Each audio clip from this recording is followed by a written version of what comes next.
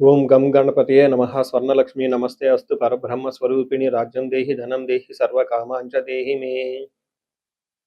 స్వర్ణలక్ష్మి అమ్మవారు ప్రతి ఒక్కళ్ళకి చక్కగా బ్రహ్మతత్వాన్ని, తద్వారా ప్రతి ఒక్కళ్ళు ప్రతి నిమిషం సంతోషంగా, హ్యాపీగా, ఉత్సాహంగా ఉండాలని చెప్పేసి అమ్మవారి యొక్క కృపా కటాక్షం ప్రతి ఒక్కళ్ళ మీద ఉండాలని చెప్పేసి మనం కోరుకుందాం.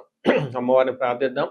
అంతేకాకుండా ప్రతి ఒక్కళ్ళకి కూడాను రాజ్యం దేహి అమ్మవారు ఒక అథారిటీని, ఒక పవర్‌ని, ఒక స్టేటస్‌ని, ఒక దర్పాన్ని ప్రతి ఒక్కళ్ళకి ఇవ్వాలని చెప్పేసి కోరుకుంటూ, దీనితో పాటుగా ధన సమృద్ధి, ధనం అనేది ప్రతి ఒక్కళ్ళకి ఉండాలని, చక్కగా వాళ్ళ ఇంటి నిండా బ్యాంక్ అకౌంట్‌ల నిండా ఎక్కడ పెట్టినా ధనం ఉండాలని, ప్రతి ఒక్కళ్ళకి ధనం లేదు అన్న ఒక ఫీలింగ్ అనేది వాళ్ళకి రాకుండా, సమృద్ధిగా ధనం ఉండాలని చెప్పేసి అమ్మవారిని ప్రార్థిస్తూ, దీనితో పాటు సర్వకామాంచ దేహిమి అంటే మన మనసులోకి వచ్చిన ప్రతి కోరిక కూడా అమ్మవారి తక్షణమే నెరవేర్చాలి. ఈ విధంగా అమ్మవారి యొక్క కృపా కటాక్షం మన మీద ఉండాలి.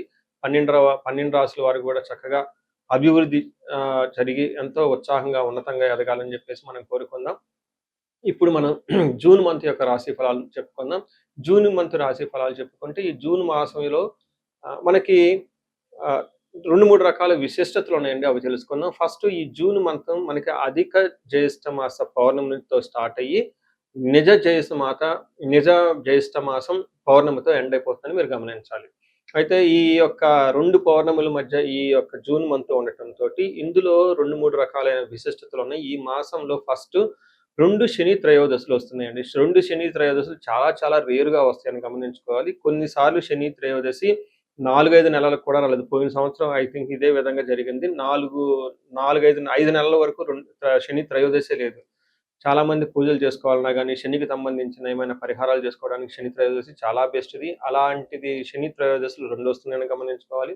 వీటితో పాటుగా చాలా మందికి ఈ ఎప్పుడైతే అమావాస్య వెళ్ళిపోయిందో మనకి నిజ జ్యేష్ఠ మాసం స్టార్ట్ అవుతుందంటూ చాలా మందికి పెళ్ళిళ్ళు సీజన్ వస్తుందని మనం చెప్పుకోవాలి. పెళ్ళిళ్ళకి చాలా అనుకూలమైన టైం అని గమనించాలి.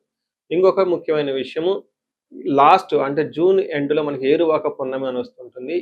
ఇది రైతులకు ప్రత్యేకంగా చాలా చాలా ముఖ్యమైన రోజు. ఆ రోజున అందరూ అరకలు కట్టుకుంటారు. ఎద్దులకి చక్కగా మనకేమంటారు అలంకరణ చేసుకొని, గుడుల చుట్టూ తిరుక్కొని అక్కడ నుంచి అరక కట్టుకొని ఊళల్లోకి వెళ్ళిపోయేసి పొలం దున్నటం స్టార్ట్ చేస్తారని గమనించాలి. సో ఇది కూడాను ఇప్పటికి కూడాను ఇది మనకి ఎప్పటినుంచో ఉన్న ఒక సనాతన ధర్మంలో భాగంగా ఎద్దులను పూజ చేయటం, వాటిని నందీశ్వరులుగా భావించుకోవటం, గుడుల చుట్టూ 3 రౌండ్లు తిప్పుకోవటం, భజనలు పెట్టుకోవటం, దండారా ఏయటం ఈ పనులను చేస్తూ ఉంటారు. ఒక ఉత్సాహంగా టోటల్ విలేజెస్ కూడా చాలా చక్కటి వాతావరణంలో ఇవన్నీ జరుపుకుంటూ ఉంటారని గమనించాలి. సో ఇది ఈ జూన్ మంత్‌లో ఉన్న యొక్క విశిష్టతలు, ముఖ్యమైన పండగలు, అలానే ముఖ్యమైన ఇంపార్టెంట్ డేట్‌లని మనం చెప్పుకున్నాం. ఇప్పుడు ఇంకొకటి చెప్పుకోబోతున్నాం. అది జ్యోతిష శాస్త్రం ప్రకారంగా గ్రహాల గురించి. జూన్ మాసంలో 5 గ్రహాలు మారుతూ ఉన్నాయండి. 28వ తారీఖున అంటే నెల బిగిన్ అవ్వక ముందే బుధుడు మారుతూ ఉన్నారు. వీళ్ళతో పాటు శుక్రుడు, కుజుడు, సూర్యుడితో మారుతూ ఉన్నారు జూన్ మాసంలో. ఇంకా ముఖ్యమైనది సంవత్సరానికి ఒక్కసారి మారే గ్రహం ఏంటంటే గురువు మారుతూ ఉన్నారు. ఈ గురువు జూన్ 2వ తారీఖున మారుతూ ఉన్నారు. అంటే మనం జూన్ మంత్‌లో 5 గ్రహాల యొక్క ప్రభావం ఎలా ఉండబోతుంది అనేది మనం చెప్పుకుంటూ ఉన్నాం అన్నమాట. సో కర్కాటక రాశి వాళ్ళకి జూన్ మంత్‌లో కొంచెం మిక్స్‌డ్‌గా ఉండే అవకాశం ఎక్కువగా ఉంటుందని గమనించాలి. కొన్ని విషయాల్లో చాలా స్ట్రాంగ్‌గా ఉంటుంది. కొన్ని విషయాల్లో కొంచెం నిదానంగా మీకు ఫలితాలు వచ్చే అవకాశం ఉంటుంది. అవేంటో మనం చూద్దాం. ఇందులో ఉన్న నక్షత్రాలు చూస్తే పునర్వసు 4వ పాదం, పుష్యమి 1, 2, 3, 4 పాదాలు, ఆశ్లేష 1, 2, 3, 4 పాదాలంతా ఈ కర్కాటక రాశిలో ఉంటారని గమనించాలి. పేరు బలం బట్టి చూసుకుంటే వీళ్ళకి హీ, హూ, హే, హో, హో, డా, డా, డీ, డూ, డే అన్న లెటర్స్ అంతా కూడా మనకి ఇందులో ఉంటాయని గమనించుకోవాలి. అయితే మనకి లఘు గోచారం, సూక్ష్మ గోచారం ప్రకారం 12వ స్థానంలో సూర్యుడు ఉండటం వల్ల ధనచ్ఛేదము అని చెప్తూ ఉంటారు. 10వ స్థానంలో కుజుడు ఉండటం వల్ల ఉద్యోగంలో అతిగా తిరిగే అవకాశం ఉంటుంది, కష్టం ఉంటుంది. 12వ స్థానంలో బుధుడు ఉండటం వల్ల అవమానాలు జరుగుతూ ఉంటుంది. శుక్రుడు ఫస్ట్ హౌస్‌లో ఉండటం వల్ల అఖిల విషయ భోగం, అన్ని విషయంలో ఆల్ రౌండ్ ప్రాస్పెరిటీ ఉంటుందని చెప్పుకోవాలి. అంటే కొంచెం ఇబ్బందులతో కూడి ఓవరాల్‌గా కంఫర్టబుల్‌గా ఉంటుందని మీరు గమనించుకోవాలి. ఇందులో మీరు బాగా గమనించాల్సిన విషయం ఏంటంటే 12వ స్థానంలో సూర్యుడు ఉండటం వల్ల స్వస్థాన ఏమని చెప్తారంటే ఇది కొంచెం ఉద్యోగం చేసే వాళ్ళకి కొంచెం జాగ్రత్తగా ఉండాలి. కొంచెం అనుకున్న విషయాల్లో కొంచెం ఛాలెంజింగ్‌గా ఉండే అవకాశం ఎక్కువగా ఉంటుందని గమనించుకోవాలి. పర్టిక్యులర్‌గా బ్యూరోక్రాట్స్ ఎవరైతే ఉన్నారో ఐఏఎస్, ఐపీఎస్ ఆఫీసర్లు పొలిటీషియన్ నుంచి కొంచెం ఇబ్బందులొచ్చే అవకాశం ఎక్కువగా ఉంటుంది. మీరు పెర్ఫార్మెన్స్ అంత ఎక్కువగా సరిగ్గా ఉండదు ఈ మంత్ అని గమనించుకోవాలి. వీళ్ళతో పాటుగా ఆఫీస్‌లో చేసేవాళ్ళు, సాఫ్ట్‌వేర్ వాళ్ళు, ఎన్ఆర్ఐలైతే ఎవరైతే ఉన్నారో వీళ్ళకి ప్రాజెక్ట్‌లు అయిపోవటం గానీ, మళ్ళా కొత్త ప్రాజెక్ట్ రాకుండా ఉండటం గానీ, లేదంటే కొత్త ప్రాజెక్ట్ రావటానికి అనిశ్చితిగా ఉండే అవకాశం ఉంటుంది. వీటితో పాటుగా కొంతమంది వాళ్ళ ఇండివిడ్యువల్ జాతకంలో గూడా సరిగా లేకపోతే దశాభుక్తి ఇంకా ఎక్కువగా టఫ్ అయిన సిట్యుయేషన్ ఫేస్ చేయాల్సిందుంటుంది. కొంతమందికి జాబుల పైన ఆశ్చర్యపడనవసరం లేదని గమనించుకోవాలి. మనకి సంస్కృతంలో మహర్షులు ఏం చెప్తారంటే, స్వస్థాన నాశనం చైవ బంధు రోగ ధన వ్యయః ప్రాణపర్యంతమాపత్యం అవమానం అని చెప్తారు. ఇది చాలా ముఖ్యమైనదండి. ఇందులో ఒక విషయాన్ని బాగా గమనించుకోవాలి. ప్రాణపర్యంతం ఆపత్తిం అవమానం అని చెప్తారు. అంటే ప్రాణాలు పోయే విధంగా అంత ఆపత్తులొస్తాయి అని గమనించుకోవాలి. అంతేకాకుండా అవమానం జరుగుతూ ఉంటుందని గమనించుకోవాలి. ఎప్పుడైతే మనకి జాబ్ పోతుందో సహజంగా మనకి చాలా ముఖ్యం కాబట్టి ఈఎంఐలుంటాయి. మళ్ళా నెక్స్ట్ ఎలా ఉంటుంది ఫ్యామిలీ రెస్పాన్సిబిలిటీస్ ఉంటాయి కాబట్టి చాలామంది ఇబ్బందులు పడిపోతూ ఉంటారు. అందులోనే ఎన్ఆర్ఐస్ ఎవరైతే ఉన్నారో వాళ్ళు ఇంకా ఎక్కువ స్ట్రగుల్ అవుతూ ఉంటారు. ఎందుకంటే జాబ్ నిమిత్తం గురించి ధనం సంపాదన ప్రైమరీ అక్కడికెళ్ళటం జరుగుతూ ఉంటుంది. ముఖ్యం లైఫ్‌లో సెటిల్ అవ్వటానికి. ఇలాంటి వాళ్ళకి జాబ్ పోతే చాలా ప్రాబ్లమ్‌గా ఉంటుందని గమనించుకోవాలి. అయితే వీటితో పాటుగా స్వస్థాన నాశనం చేయవ మీకున్న పదవి పోయే అవకాశం ఎక్కువగా ఉంటుంది. తర్వాత పోయిన వాళ్ళకి ఏదన్నా మళ్ళా ఆఫర్ రావడానికి ఇబ్బంది పడే అవకాశం పడుతూ ఉంటుందని గమనించాలి. టోటల్‌గా చూసుకుంటే సూర్య భగవానుడి వల్ల మీకు కొంచెం శత్రువుల పైన ఆధిక్యతని హెల్త్ విషయంలో జాగ్రత్త పర్లేదు కానీ మిగతా విషయాల్లో పర్టిక్యులర్ జాబ్ విషయంలో ప్రాబ్లమ్ ఉంటుందని గమనించాలి. 10వ స్థానంలో మీకు కుజుడు ఉండటం వల్ల అగైన్ ఇది జాబ్‌కి సంబంధించిన గ్రహం గాబట్టి ఇబ్బందులు పడే అవకాశం ఉంటుందని తెలుసుకోవాలి.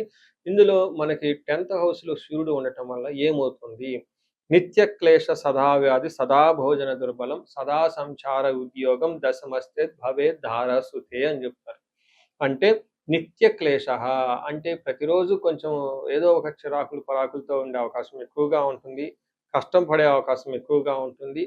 మానసికంగా విచారం కలిగే అవకాశం ఉంటుంది. సదా వ్యాధి ఎప్పుడు కొంచెం హెల్త్ కాంప్లికేషన్స్ ఉంటుంది.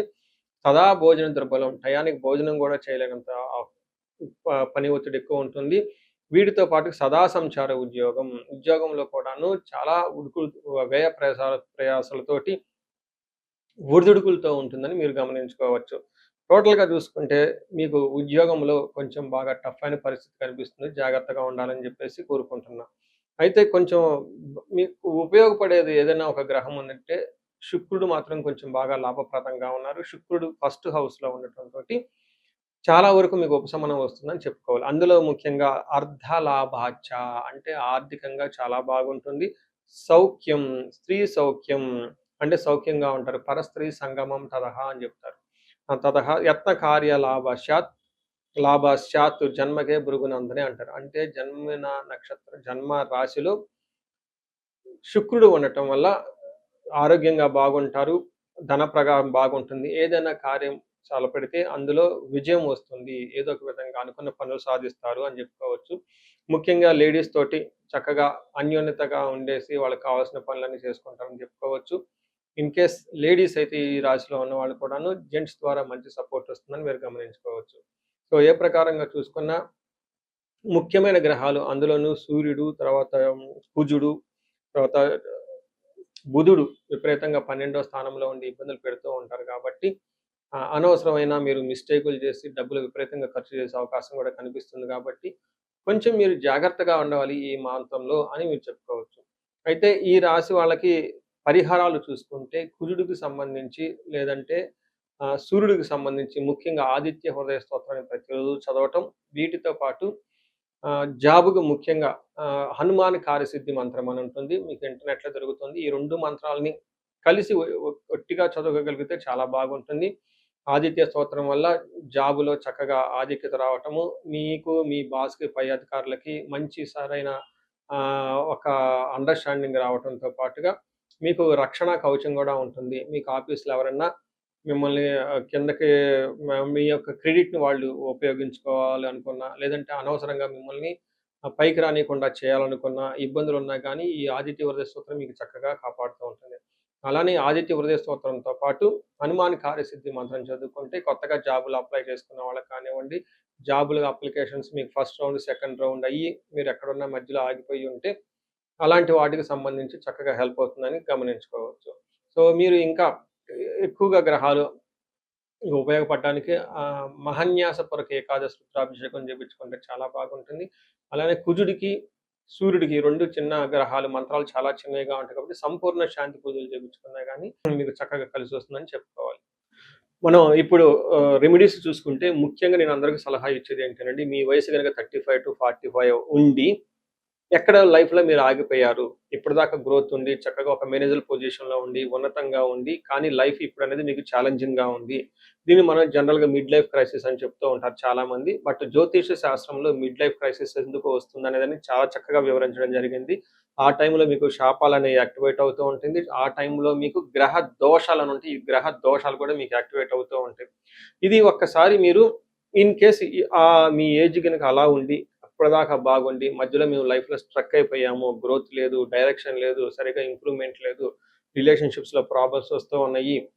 ఎలా ఎళ్ళాలో కన్‌ఫ్యూజన్‌లో ఉన్నారు అనుకున్నప్పుడు ఖచ్చితంగా ఒకసారి జ్యోతిష శాస్త్రంలో మీ ఇండివిడ్యువల్ హారోస్కోప్ చూపించుకోండి. అందులో టోటల్ శాపాలేమైనా ఉన్నాయా స్కాన్ చేసుకొని అవి ఇప్పుడు యాక్టివ్‌గా ఏమైనా ఉన్నాయో తెలుసుకోవడం చాలా చాలా ముఖ్యం. ఇప్పటిదాకా మనం చెప్పుకున్న ఈ గోచార ఫలితాలు మీకు ఒక 30, 40% మాత్రమే ఎఫెక్ట్ అవుతాయి. 100% మీ జాతకం కరెక్ట్‌గా ఎలా ఉందని తెలుసుకోవడానికి ఇండివిడ్యువల్‌గా జాతకం చూపించుకోవడం చాలా ఇంపార్టెంట్. అందులో ఉన్న దశలు ఎలా ఉన్నాయి, భుక్తులు ఎలా ఉన్నాయి చూసుకొని చక్కగా పరిష్కారాలు చేసుకొని, పరిహారాలు చేసుకుంటే లైఫ్ అనేది 10 రెట్లు ముందెళ్ళే అవకాశం ఎక్కువగా ఉంటుంది. చాలా మందికి ధనానికి ఇబ్బంది పడిపోతూ ఉంటారు. అప్పటిదాకా ధనం ఫ్లో ఉంటుంది. సడెన్‌గా ధనం ఫ్లో ఆగిపోయి ఉంటుంది. వాళ్ళు స్వర్ణలక్ష్మి విశేష హోమం చేపించుకోవటం, కుబేర పాశుపతం చేపించుకోవటం చాలా ముఖ్యం. దీనితో పాటు చాలామంది భార్యాభర్తల మధ్య అన్యోన్యత అనేది లేకుండా చాలా ఇబ్బంది పడిపోతూ ఉంటారు. ఏదో ఉన్నామంటే ఉంటారు కాబట్టి, ఈ యొక్క భార్యాభర్తల మధ్య గొడవ వల్ల ఇంట్లో అనేక రకమైన ప్రాబ్లమ్స్, మిస్‌అండర్‌స్టాండింగ్స్ వస్తూ ఉంటాయి. బంధువులు, చుట్టాలతో కూడా ఒక్కోసారి మీకంతా విలువ ఇవ్వకుండా పోతూ ఉంటారు. ఇలాంటి వాళ్ళు అన్యోన్య దాంపత్య పాశుపతం చేపించుకోవటము, లేదా విశ్వావసు గంధర్వరాజ మహా హోమం చేపించుకోవటం, విశేష హోమం చేపించుకుంటే జాతకంలో ఉన్న దోషాలు పోయి చక్కగా ఉంటారు. ఇవి కాకుండా ప్రతి ఒక్కళ్ళకి ఈ మధ్య అమెరికాలో ఉంటూ ఉంటారు. లేదంటే ఎన్ఆర్ఐలు చాలా మంది ఉంటారు. చాలా డైలమా ఉంటుంది. ఏ కెరియర్‌లో ఎళ్తే బాగుంటుంది? ఇండియాలో ఉంటే బెటర్‌గా ఉంటుందా? లేదంటే ఇండియా నుంచి ఫారిన్ ఎళ్తే బావుంటుందా? ఫారిన్ సెటిల్‌మెంట్ యోగం ఉందా? అసలు ఫారిన్‌లో ఎంతకాలం ఉంటాం? ఇలాంటి విషయాలు చాలామంది ఈ వీసాల గురించి, గ్రీన్ కార్డుల గురించి, లేదంటే ఎంఎస్ చేయాలనుకున్న వాళ్ళకి చాలా కన్‌ఫ్యూజన్‌లో ఉంటారు. అలాంటి వాళ్ళు కూడా ఒకసారి జాతక చక్రం చూపించుకుంటే చాలా బాగుంటుంది. యూజువల్‌గా వీసాలు రావటానికి నేను మన్యు పాశుపత అభిషేకం విత్ రాహు గ్రహాలు శాంతులు ఎక్కువ చేస్తూ ఉంటాను.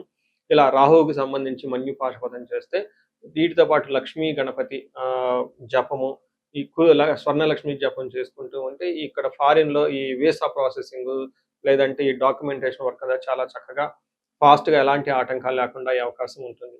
ఇది కాకుండా ఇంకా మీరు ఏమైనా ఇండివిడ్యువల్‌గా మీకు ఛాలెంజెస్ ఉన్నాయి. హెల్త్ బాగాలేదు, మహామృత్యుంజయ హోమము, ఇంకా ఏమైనా మీకు ఈ మీ యొక్క శత్రు బాధలు విపరీతంగా ఉన్నారు. చండీ హోమం చేపించుకోవటం. చండీ హోమంతో పాటు ఇంకా మీకు విపరీతంగమైన మిమ్మల్ని ఇబ్బంది పెట్టేసి, మిమ్మల్ని భయభ్రాంతులకు గురి చేసేవాళ్ళు ఎక్కువగా ఉన్నారు. బగలాముఖి జపము, హోమము ఇవి చేపించుకుంటూ ఉంటే మీ చుట్టూ ఒక మంచి ప్రొటెక్టివ్ ఎన్విరాన్మెంట్ ఉంటుంది. సో, ఈ మధ్య కాలంలో ఎక్కువగా నేను చండీ హోమాలు కూడా చక్కగా చేస్తూ ఉన్నాను. సాఫ్ట్‌వేర్ వాళ్ళకి, రాహు దశ నడిచిన వాళ్ళకి, రాహు అంతర్దశలో ఉన్నవాళ్ళు. ఇంకా నేను చాలా మందికి కాలసర్ప దోషాలు కూడా దగ్గరుండి చక్కగా నా ఆధ్వర్యంలో పూజలు చేపిస్తూ ఉన్నాను. ఇలాంటి వాళ్ళు మీ ఇండివిడ్యువల్ జాతకంలో ఒకసారి చూపించుకొని ఎక్కడైనా మీరు లైఫ్ స్ట్రక్ అయ్యాము అనుకుంటే, వాటికి చక్కగా ఎందుకు కారణం తెలుసుకొని, పరిష్కారాలు తెలుసుకోవటం వల్ల మీ లైఫ్ పదింతలే ముందుకెళ్ళే అవకాశం ఎక్కువగా ఉంటుంది. మీ అందరికి అష్టలక్ష్మి కృప కలగాలని, అలానే అష్టైశ్వర్యాలు, భోగభాగ్యాలు కలగాలని చెప్పేసి నేను కోరుకుంటున్నాను. నమస్తే.